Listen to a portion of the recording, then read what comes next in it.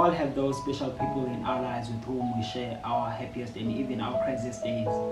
These people make us forget that life isn't exactly a fairy tale but also an interesting adventure.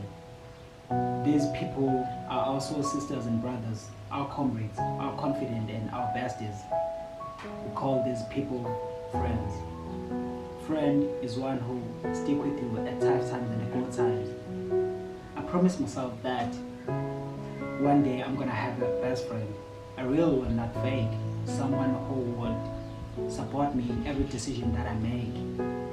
It is said, a real friend cry with you, a fake friend borrow stuff for a few days and give it back, but the real friend keep your stuff so long that they forget it's yours. Fake friend know few things about you, but the real one could write a book about you. Having one fake friend is more dangerous than having 5 real enemies. Just because they've been by your side doesn't mean they have your back. Just because they smile at you doesn't mean they are happy for you. And just because they hug you doesn't mean they love you. True friend don't guilt you into doing things you don't want to do, or stop liking you just because you say no to something that doesn't work for you. A real friend is one who walks in